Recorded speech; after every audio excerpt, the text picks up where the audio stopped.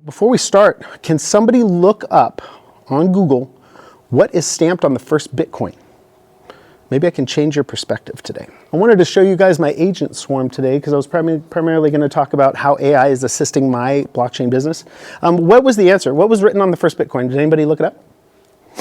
Anybody have a cell phone? Cell phone, just Google it, guys. This is important, really deep stuff, and it's factual. And so what we want to do is we want to stay away from hype, we want to stay away from promises, and we want to live in the arena of facts and reality, because there's a lot of mixture between the two, and media has lost its flavor of truth, and it's pretty much anything is anything. And so if that's the case, we need to go back to first principles when we evaluate things. We have to figure out the why, the truth of it, and then we need to move from there. And that's what I've been doing with blockchain. And I retired about 5 years ago. And so I'm trying to teach people these very same concepts so they don't get misguided, which is the goal, right? This is a capitalistic society, and the goal is to make more money than you, period. And there are big people in big seats, and their primary job is to have you go this way while they go this way. And if they had you go the way they went, you'd be as wealthy as them, correct? And they don't want that. And so we have XRP, Brad Garlinghouse, owned by him. They created, or not owned by him, it was actually built by 3 different guys, but he jumped in after a while. And so they created Ripple, and they took 80% of XRP's value and locked it into Ripple, without anybody even understanding what was going on. And so when you have networks that are built with controlled infrastructure and you put money in there, you're not putting in a t-shirt or you're not putting in a hat or a car, the game is different. Because money is your time, it's your life, and we can't game that like we can game a shirt or we can game pants or we can game a car. If we game our life, that's a little bit different. And so what we're talking about is a new infrastructure that's evolving because of a need. And what is the need? We have AI and we have new GPUs that can pretty much hack anything if given enough duration. The reason why any one hacker is good is because systems themselves are built like sieves. There's holes all over the place. You just have to find them. Every system has vulnerabilities. Well, now we have AI that can tap into those vulnerabilities. So the reason why everything is starting to move to a high-end encryption model is not because they want to. It's because they simply have to, okay? And so if they simply have to move to a high encryption model and blockchains are serving that purpose, well, what you're gonna see is a whole bunch of things arise. And this is where the confusion starts. You're gonna see the e-commerce of blockchain, how they're gonna sell you products in blockchain. You're gonna see value go into blockchain as value, which is rare. We don't see value change itself very often. But right now, we have to understand, in this digital world that we live in, gold does not serve the way it served 50, even 100 years ago. Now it is all highly digital and controlled by different governments, and there's not much trust between these governments. And when there's no trust, how can we make deals when we're moving value across the world? I'll even peg you with this one other thought, which is really important, because it ties into our current economic problem. 2 years ago, we lost the petrodollar. I stood up on my couch and I screamed. I was like, oh my God, we lost the petrodollar. Nobody seemed to care. That was $2 trillion out of our global economy, all of a sudden gone. So we have 7 trillion in debt. We just lost 2 trillion. Well, now we can raise it to 10. We can even go higher. So what happens when we lose the petrodollar, and why did we lose the petrodollar? Well, why did we lose it? Because no country wants to get paper for hard assets that they're giving, which is oil, and then have that government print the paper and devalue the money they just gave you for that hard asset. Does that make sense? If anybody is not understanding that, please let me explain it if you don't, because it's an important factual issue. It's a resource. It is crude oil. And we lost the petrodollar because no government wants to receive dollars that we can debase by printing, and we print like crazy. So if that's the case, and they want hard value for hard assets, they migrate to something provable that stores value, which is bricks, Bitcoin, right? So bricks, the new economy that's starting to emerge with more resources than the US has, that's a conglomerate of multiple countries that have joined together They're creating their own monetary system, and they're making sure it is unbiased and uncontrolled by any one government, because that's been the flaw in money issued by another government. Real money should be issued by nobody, like gold. It should be acquirable by everybody, like gold. You can mine for it everywhere, right? And so this is how we have true value. When you have an issued token by a government that can produce more or burn more, they can actually affect the value. And what's really interesting about that is they can affect the value in a secret way, and they can slowly debase it where you don't even realize it. And that's what's been happening slowly over the last 150 years. So, I'm sorry guys, my screen never works. I don't know why. I'm the only guy with the theater that doesn't have a screen that works every single time. So we're just going to keep the conversation going. What are your thoughts on what I'm talking to you guys about now when we clue this into blockchain? Because I really want us to have a dialogue about it. I want us to understand it, because you're thinking high-speed trading. I'm thinking a system that isn't very strong because of technology development that needs to evolve. And it has to evolve in a certain way, because if we don't evolve into the right architecture, then all of a sudden we're in a system of complete control. And if you don't think it can happen, go look at China. Because the second you enter the Chinese grounds, within 2 minutes AI's identified you and they already know who you are because of their system they've designed. If you jaywalk, you get penalized. You can't travel. So these are systems of controls. And if we don't want to walk into systems of control, we have to unwind all the complexity of these new systems and figure out how they work and why they work. And then we have to support the ones that allow us to maintain our freedoms. Okay? And so when I talk about blockchain, I don't talk about XRP or price go up or I want to be a millionaire. I talk about systems that are designed by people that are planting seeds of trees of shade that they will never see. Okay? Because these guys aren't in it for the money. They're in it to promote freedom and to keep things out of central control, which is where most things are going. And so the big trick is this. The current system that is evolving into a control system wants to keep it that way because they have revenue streams that keep them into the billionaire and millionaire status, right? And so we're seeing a lot of misinformation on the news, and we're seeing a lot of players evolve, and they both seem to be playing one side or the other. But to me, when I look at the documentation they're producing, the BDRs, the Clarity Act and how it's being structured, to me it seems like they're on the same team. They're just shouting both directions, okay? The reality is this, the infrastructure is here. The whole reason the infrastructure is here is because of what was written on the first Bitcoin. The text is a verbatim headline from the front page of the British newspaper, The Times, published on January 3rd, 2009. Chancellor on brink of second bailout for banks. Okay, so Bitcoin was released because somebody, a group, a person, we don't know. But they realized throughout history, we had seen massive economic manipulations causing trillions of dollars to disappear, and the people that have been working and earning that money get washed out. Now, I didn't believe it. I had heard of this, but in 2008, I was in the process of owning 2 homes. I was becoming a property investor. My brother called me about a year prior and he said, hey, I'm looking at these loans and these default swaps looks funny. He's like, I want you to sell your house. I think the housing market is going to crash. He called me a year before, or 6 months before it crashed. I laughed at him because I was in a home, I had 2 rentals, and I was sitting on $1 million in equity. And I was like, I'm 25 and I'm a millionaire already. I said, there's no way I'm releasing all this. I'm keeping it, I'm going to grow it. Little did I know, 6 months later, about a year and a half later, I would be renegotiating with the bank for lower value because they stole the value from the homes. And then I would have to pay losses on the homes that my renters destroyed and damaged. And so I was actually upside down $100,000 by the time the game was over.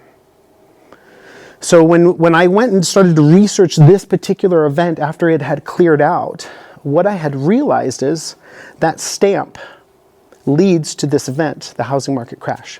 And specifically what it leads to is AIG, an insurance company, and a couple of banks got together and they lobbied Congress to change the rules for a purpose, to write more loans for profit. They didn't design in a way to effectively pay back the loans. The aggression was towards getting a loan out there, getting that fee, and then selling the loan off later. The problem is when they designed these loans, they broke every metric of wisdom associated with reliable and reasonable payback plans. But that didn't matter. They had money, they were able to educate, and they were able to push it through in Congress, and they were able to change the rules to make profit to hurt the people. And you know what? They're allowed to. Why? Because every company has an obligation to return profits to its investors. It's capitalism. So if this is the structure and Bitcoin was stamped with this, what do you think that means? Why was it stamped with it? Well, what it's doing is it's saying, hey, look, the reason why this happens is because you don't have control of your value. It's in the other people's hands, which means they can move it and sway it and take it from you. How can they take your money if it's tucked away in a private wallet on a blockchain, connected to nobody and nothing? It doesn't matter if there's a crash, you still have that value, right? Versus having the bank walk into your house and strip 50% or 33% of your home mortgage value and then make you re-sign. Was the crash part of that calculation initially? Yeah, it was a $30 trillion crash from the housing market over, I think it was it was a ridiculous number. Millions of people lost their homes. And some people committed suicide, like families died over this for profit from companies that wanted to make money. And so this is why it was stamped. They said, look, no more, we can't do this. We have to allow money to be free. We have to allow people to have little gold sacks in their hips to carry their own value like they used to, because that was how we were able to become sovereign. I have my own money. I have a voice. I have a voice here. When you don't have your money, you have no voice in this world. Now, 100 years ago, maybe we could have a sack of gold, right? But nowadays it makes no sense. So how do we have value that is in our control at all times, where I could go to another country and still access it, and it can't be debased because there's a fixed supply, and it's not controlled by any one government? Oh, and by the way, in properly built networks, I can hold my own money and yield on it privately, under lock and key, where it can never be hacked, and as long as the network persists, I make money forever. These are the things that are coming out in properly built blockchain networks. But I'll tell you what, for the people, by the people, does not get very many advertising. Doesn't get very much ads and advertising. Why? It's for the people, it's by the people. Who is going to put together time to make an ad, to advertise something, to teach people how to use it, that makes them no money, just protects the individual they're teaching? I'm the crazy guy. I'm the only person in a quiet room that is sitting here watching these blockchain networks evolve going, wow, a company holds assets. If they were to erect a server in their own office and put their assets in a private wallet and yield, they could get yield on their own assets in their own business without getting a bank loan. They don't know this. Oh, the stock market made 15% and you got 1 or 2% on your bank account. Maybe you'll rise to 3 or 4 as they start to get competitive. But the blockchain space is growing 50% year over year for the past 15 years. And there's no reason for a free market like this that can assimilate value easily to stop. It's just going to keep growing over time. So businesses are going to be happy to offer you 5%, even 10% pretty soon, because they've tied into blockchain. They're making 50 and they're giving you the smaller share because they're holding your money for you. And what I'm trying to teach people is, whoa, realize what these networks are doing, really pull them apart, look under the hood, construct a wallet, put money in it, and do the Pepsi challenge. See if this account makes more money than your bank account, regardless of the volatility. And I did that about 7 years ago, and then I was able to stop working. How does the consumer gain confidence in blockchain? It's not their job to gain confidence in it. It's the consumer's job to be pounded into oblivion. The smart people will realize the difference.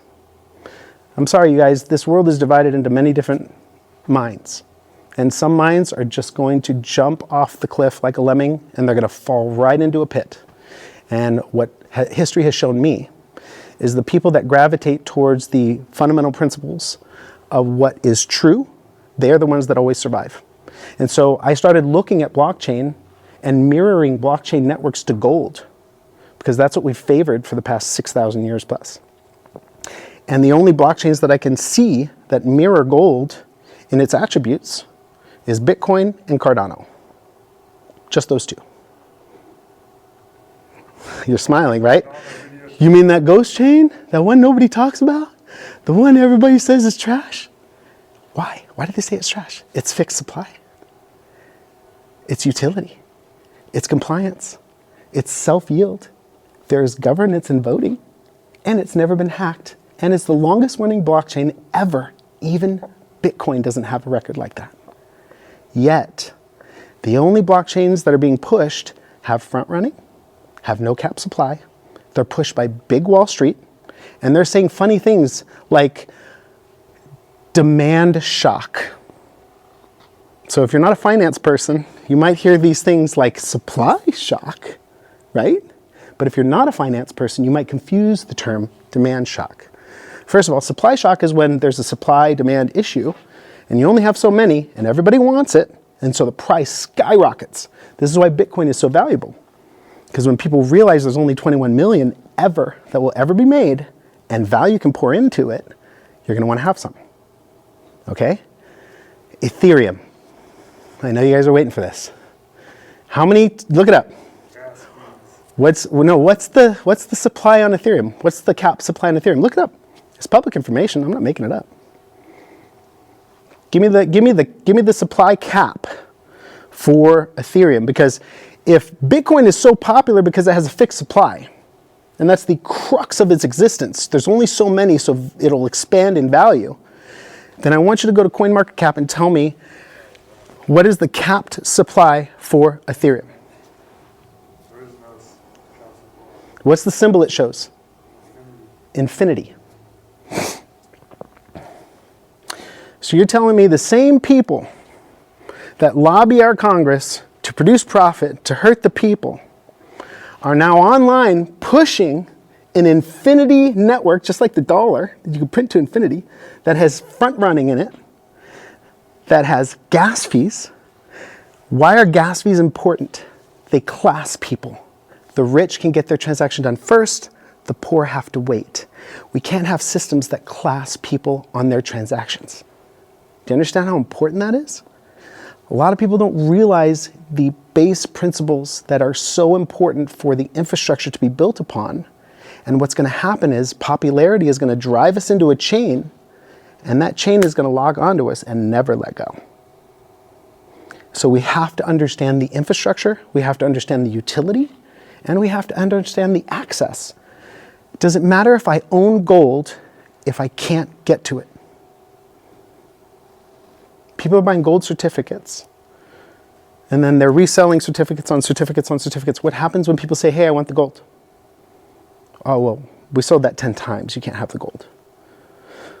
This is why blockchain money is starting to be more interesting than certificates sold by the promise of a company that seems to go crazy every now and again and cause massive crashes and steal money from the system.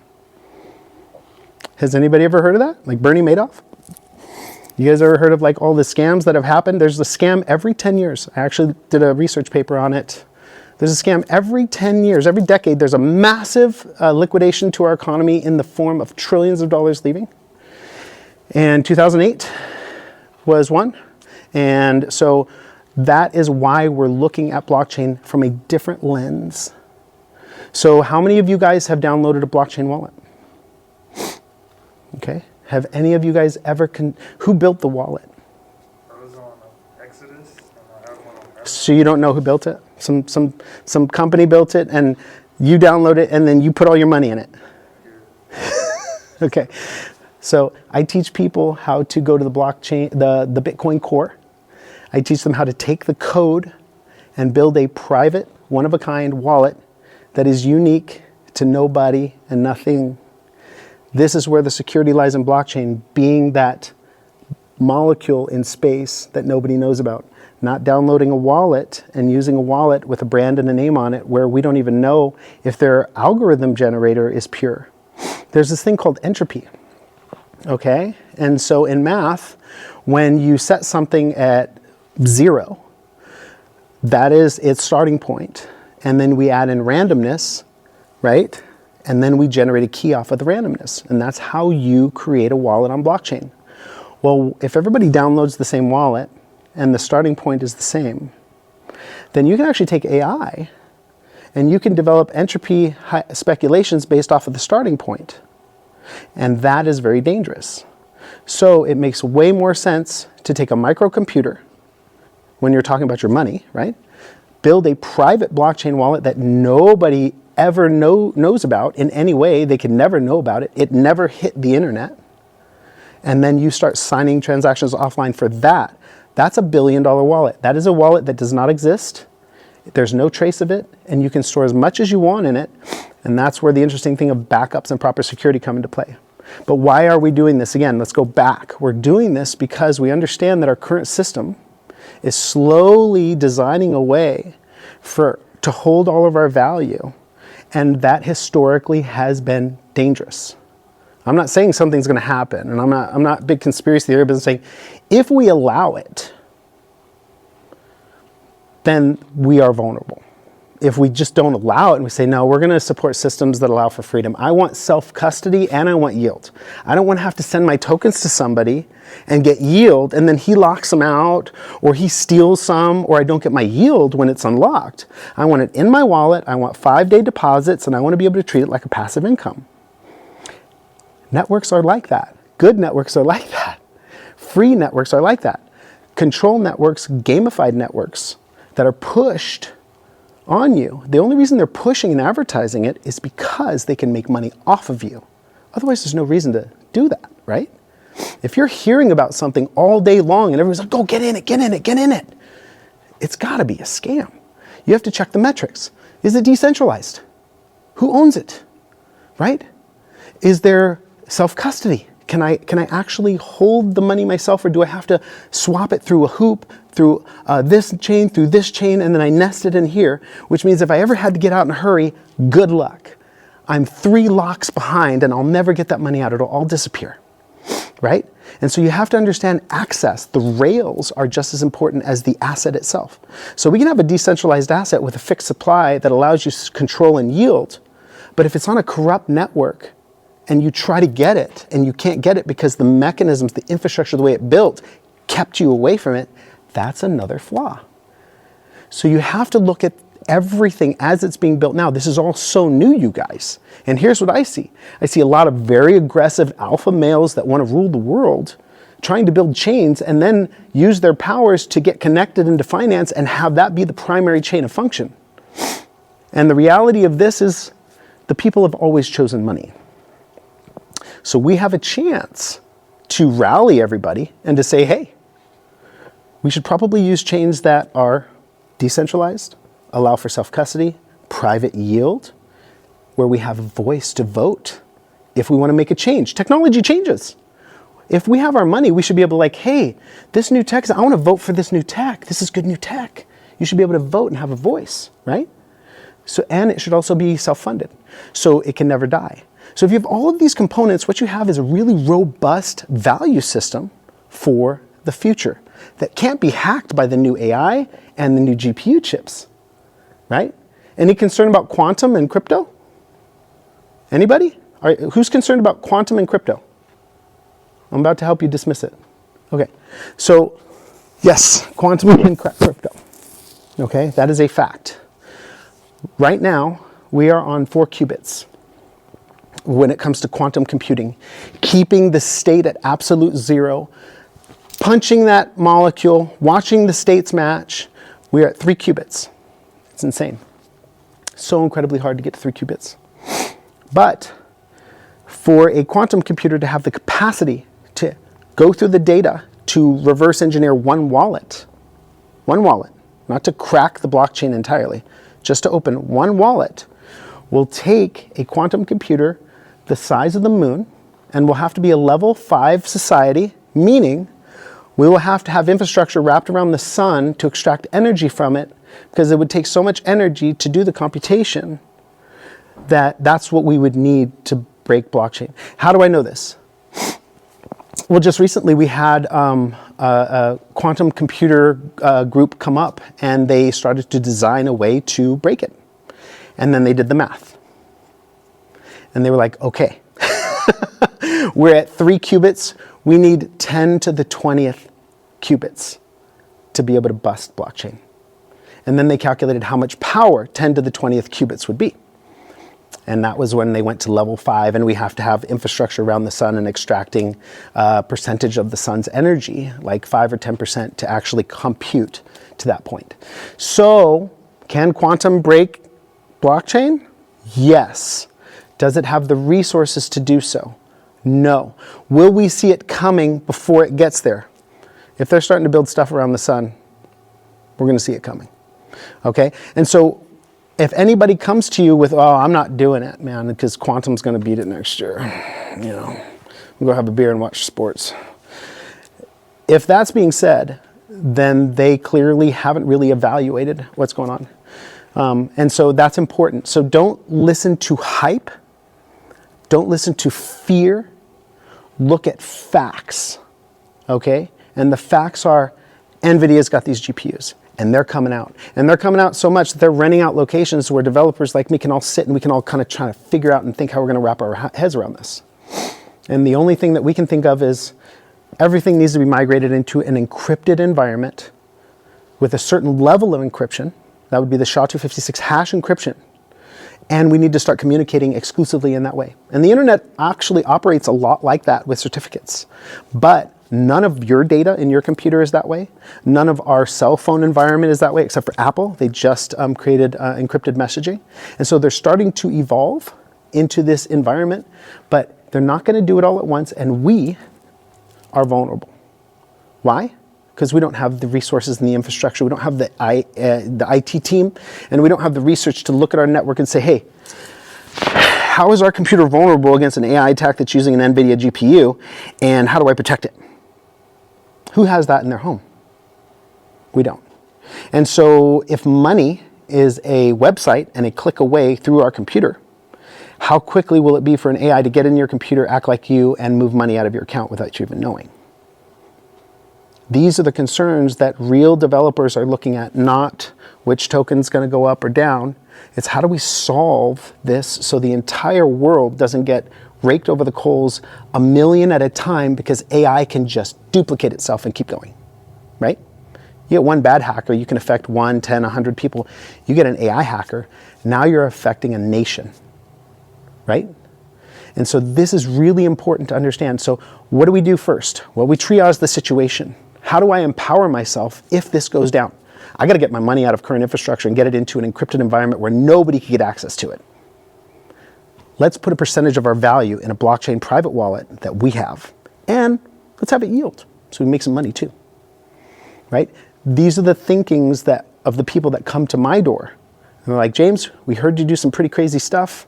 We want to sit with you for a weekend, and we want you to teach us how to do this. And that's what I do. I do boot camps, and I teach people how to do this. So they can walk away with a percentage of their infrastructure yielding on blockchain out of the way of the threat of the current GPUs and AIs that are coming up. So, and I apologize, you guys, because I really wanted to show you my swarm today. I just don't know why my stuff never works. And I feel really bad about that. So any questions? You guys, this has to be a discussion because it's definitely not one-sided. We are the people. What are your thoughts as a business, as an individual, on what I've just said with encryption, blockchain, and the real meaning of it? Is this not something you've heard before? Yeah, definitely. You haven't heard that before? No, I've heard the banks are kind of not showing us the true value of crypto and kind of covering it up, but to see that they're already doing it with the crypto. Yeah. My biggest fear is this, you guys, and know this and spread this like wildfire. Stable coins, issued stable coins with yield is a trap. You cannot have a stable coin issued by a government, that's money issued by a monarch, okay? They issue it to you, but remember, if it's their chain, they can, oh, what's your name? Colin Phillips. Colin Phillips. I don't like that guy anymore. I'm deleting his money. because they own the chain, right? So it is very, very important to realize that migrating into this infrastructure blindly is not a wise move. I'm not saying we shouldn't migrate. We have to. We just have to migrate into infrastructure that promotes our freedoms as Americans. The freedoms that our forefathers fought for, the freedoms of speech, okay? You guys, to transact is a form of speech, okay? To be able to send your material to another person and receive payment for that, that's communication, right?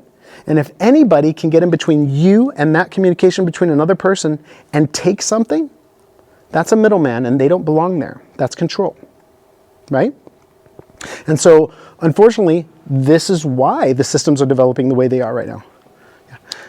This is why the systems are developing the way they are now. We want to make sure that we go into this with our eyes open, knowing that we're using systems that are free for the people, made by the people, not by the companies, because that was the whole problem in the first place. Thoughts, guys? So I should take all my money out of these websites and then just build my own wallet. Here's the thing. How do I get the yield though? Here's the thing. You're like, 15%, 15%. How about 0%? What happens when it goes up and then they lock you out of it and it's all gone? So you're doing that thing where you're like, one in the hand isn't worth more than two in the bush. I want the two in the bush. And so what I'm going to tell you is something logical. If you know anything about economics, you can't give everybody 15% and survive. That's impossible. So you're stealing from somebody to generate 15% for you. Know that. Just do the math. You're only going to be able to satisfy 4 people out of every group at 15%. Right? There's 60 cents. Or no, yeah, you're only going to be able to do so many people in a group if you do 15%. It's impossible. The yield, the growth would have to sustain that percentage. And right now, we're not seeing any growth in a lot of these networks. It's actually stale. So how can they persist at the 15%? And so you have to ask yourself, in an economy that really works, what are realistic percentages that I should expect? Right? Because if you see 30%, and you think that's valid mathematically, you're going to get it. Oh, at 30%. Not understanding, wait, mathematically, if I was an economist, I would know that this is unsustainable and this will crash and die because the math can't support 30% for everybody. That's ridiculous, right? And so you have to actually understand, because if you're doing the basic, I just want the most every time it goes up is exponential risk. Okay? The reality is any economy that's generating any kind of real yield with entropy costs, meaning wear and tear, expenses, the way things have to work to keep going, you should be looking at somewhere between 2 and 6%. That's real yield. Not very glamorous, is it? Because we're seeing 15%. We're seeing all these other things, right? The reality is we should be gunning for a percent that's real and a network that has potential. And that's where the synergy comes in. So what? I'm getting 3 or 4% here. If this network survives, because it can, because it's only giving 3 or 4%, not 30, then that means this network will get more valuable per token. So not only am I getting 3 or 4% on a network, but the token value itself is going up. So if you have a token that's worth 25 cents and you bought $25,000 of it, so now you've got 250,000, no, that'd be like 500,000 tokens, right? 500,000 tokens. Not very much. I mean, they're only 25 cents, it's not that much. But what if it goes to $1 a token? Now you're getting 3% on $500,000. That's different. And did you know most bank legacy owners, did you know banks are private institutions, first of all? Banks are private. So every time you transact with the bank and there's a fee, that goes to the stakeholders of the bank. And banks are small private institutions, okay?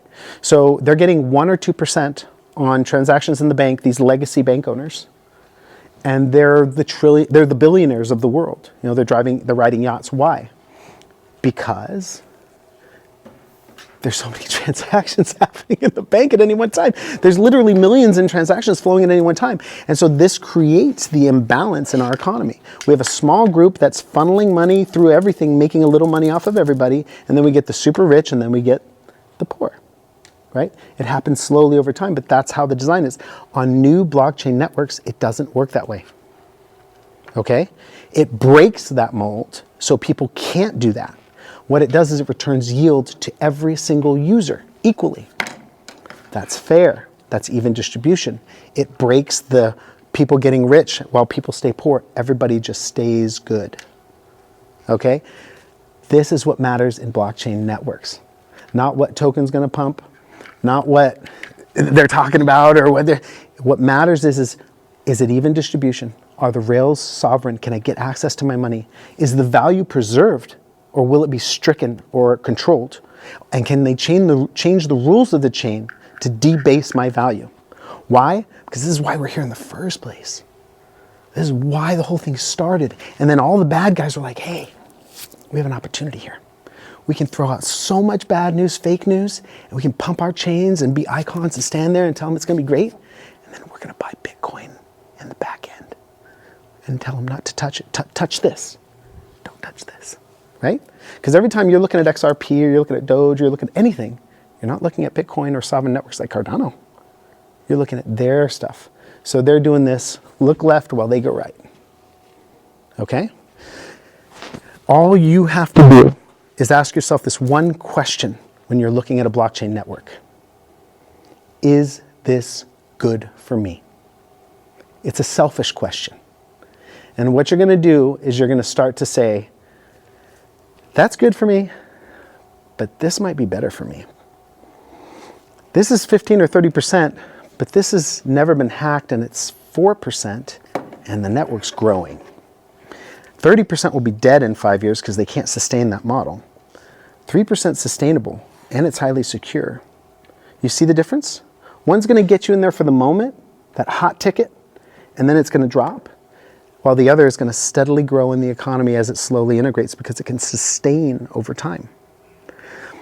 I wish I could get the world to look at blockchain differently, but I'm one voice, and there's many professionals out there on CNN News, on Wall Street, that want to play the same game with you that they've been playing the whole time. And that's the game of, I get rich, you don't. Listen to me, right?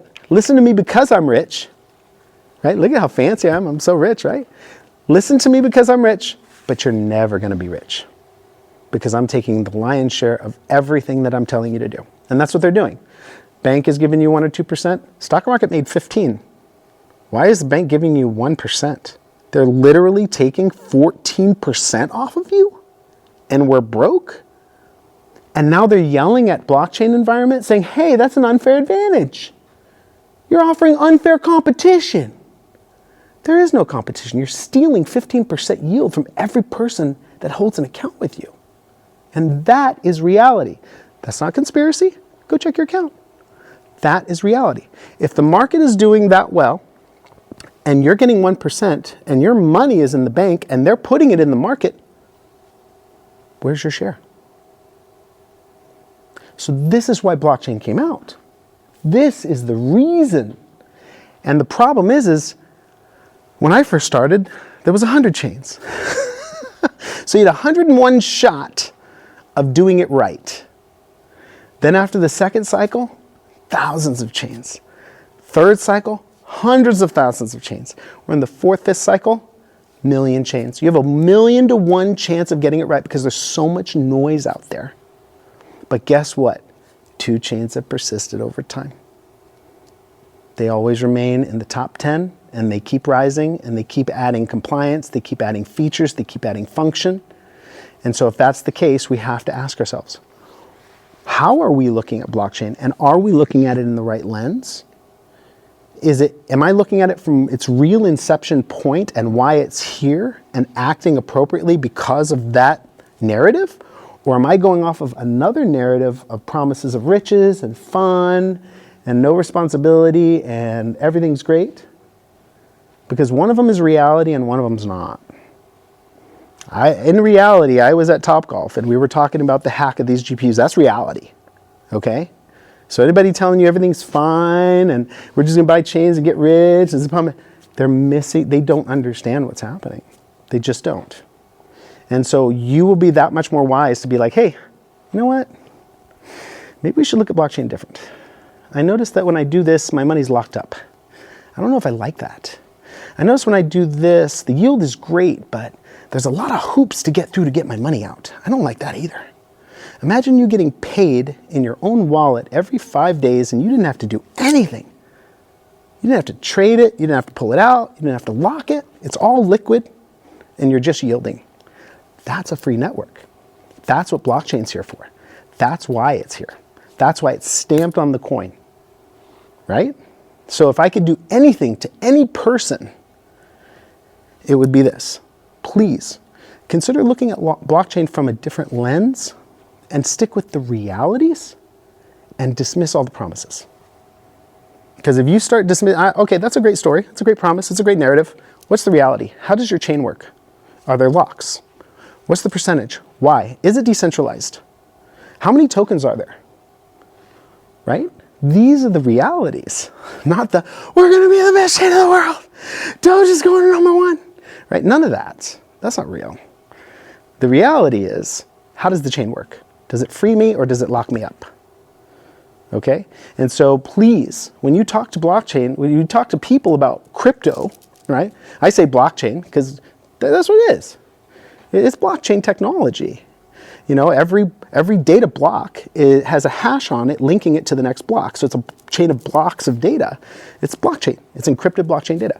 So I call it blockchain. A lot of people call it crypto, but it really is just a form of storing and encrypting data that we can use, move, and communicate with in a different style infrastructure that's not vulnerable to future attacks. It's really as simple as we can put it, right? Any thoughts, guys? I know we got a small group. Oh shoot, we're already at lunchtime. You guys, that's all I really have for today. So any thoughts? Have you guys ever, are you developers or any coders in here? No? I use a lot of AI coding, like Claude Code. You do Vibe? Vibe coding? Like you kind of just talk to your AI and just build? Yeah, cool. Dude, we should get on a Zoom and do some vibe coding sometime. I can show you some tricks. So one of my big things is sovereignty. And so I believe in us holding our own money. And I believe in, since AI is intelligence, I believe we probably need to start holding our own AI as well. It's the first time two of these things have entered the space in human history. And if we start training a company's model, that model works for that company, is owned by that company gets pure knowledge first and then filters to us whatever it sees fit, right? And so it becomes a question as, if somebody has an AI, shouldn't I have an AI to protect myself, right?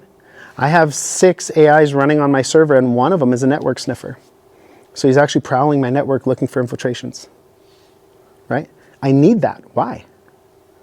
Because what if there's an AI out there trying to get in my network? I wouldn't even know, right? And so we have to think defensively.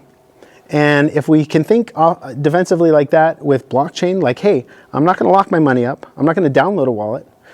Don't trust, verify. That's the blockchain rules, right? Don't trust, verify. Well, you trusted somebody to build you a wallet. Did you crack the wallet open and verify if it was good? You don't even know how to do that, right? So you didn't trust and you didn't verify, but you put all your money in something. And so this is where we're going to start to hear in the next 5, 10, 15 years, mass hacks. As Exodus wallet went down, all the wallets opened up and the money went to some dude, you know? Like, we don't want to be a part of that cluster. And so it is really important that we start to take our reality a little more seriously, dismiss promises and fake news, and start looking at things honestly from a first principles perspective is what they call it. It's a first principles perspective, right? You need air every 3 minutes, or within 3 minutes. You need food every 3 days, or water every 3 days, and food every 3 weeks, right? So these are your basic needs. And you also need to be able to preserve your value, right? If you work and somebody takes it, that's a slave. So if you work and you can preserve your value, you're free, right? Right now, if you work and you lock it in with somebody and they take it, you just lost all that time, that lifespan that you spent making that money. They stole your life. That's why when people are like, oh man, it's not a big deal, yeah, markets crash, whatever. No, not when they're coordinated efforts by companies to collapse all this stuff and steal trillions. That's theft. Those are criminals of humanity. Like those guys nobody goes to jail, what? Like one dude went to jail and $40 trillion disappeared from the market. One dude. They should have shut that company down, eradicated it, and made sure they were an example so things like that could never happen again in our economy. But it's not. It's not happening, which means if it's not happening, that means it's going to happen again. And we should expect it. And if we don't expect it, that's our fault. It would be silly to think all of a sudden everything's going to be great now. We should anticipate foolery, trickery, misguidance. And how do we move that away? We just start looking at facts. That's it. We say, hey, that's a great story. I really think that's awesome that you think Ethereum is going to go to $20,000 or $30,000. And it might. With all your buddies and all the money you're collecting, you might be able to push it that way and get everybody all psyched about it, right? And then you push it that way, they start buying in, and you sell off at the top while these fools think it's going to go up, but there's no fixed supply, so it can't hold value. And so you end up eating dust, right? You have to understand these guys are pros. They're pros. But if you understand the language, you understand a little bit more about how the economy and money works, you understand the difference between a supply shock and a demand shock, right? Supply shock is fixed supply asset problem, and those things cause money to rise. Demand shock, that's emotion, because there's no supply limit. That's why he said it that way. Demand shock. Oh, I'm going to make people want Ethereum so bad.